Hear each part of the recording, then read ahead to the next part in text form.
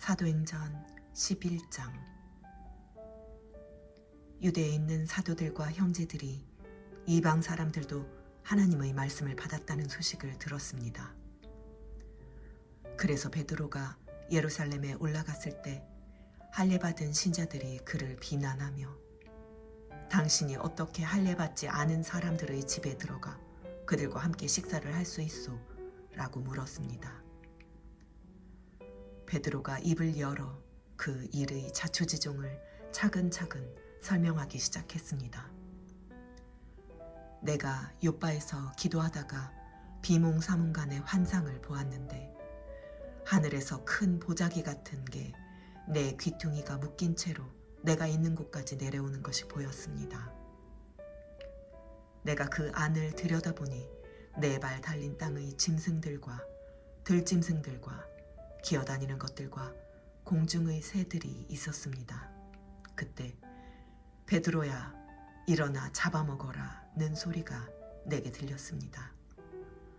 그러나 나는 말도 안 됩니다, 주님. 불결하거나 더러운 것은 한 번도 제 입에 들어간 적이 없습니다. 라고 대답했습니다. 그런데 하늘에서 다시 하나님께서 깨끗하게 하신 것을 불결하다고 하지 마라 하는 음성이 들려왔습니다. 이런 일이 3번 일어난 후에 모든 것이 다시 하늘로 올라갔습니다. 바로 그때 가이사랴에서 나를 부르러 온 3사람이 내가 묵고 있던 집을 찾아왔습니다. 그리고 성령께서 그들과 함께 가기를 주저하지 말라고 내게 말씀하셨습니다.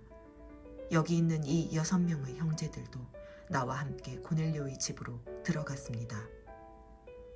고넬료는 자기 집에 천사가 나타나서 욥바에 사람을 보내 베드로라 하는 시몬을 찾아라.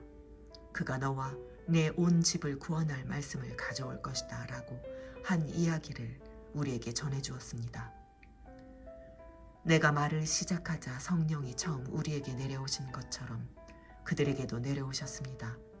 그때 나는 요한은 물로 세례를 주었지만 너희는 성령으로 세례를 받을 것이다 라고 하신 주의 말씀이 생각났습니다. 그러니 하나님께서 주 예수 그리스도를 믿는 우리에게 주신 바로 그 선물을 그들에게도 주셨는데 내가 누구라고 감히 하나님을 반대할 수 있겠습니까? 그들은 이 말을 듣고 더 이상 할 말이 없었습니다. 그들은 하나님을 찬양하며 그렇다면 하나님께서 이방 사람들에게도 생명을 얻는 기회를 허락하신 것이로군요 라고 말했습니다. 그 무렵 스데반의 일로 인해 핍박을 받아 뿔뿔이 흩어진 사람들은 페니키아, 키프로스 그리고 안디오까지 건너가 유대 사람들에게만 말씀을 전하고 있었습니다.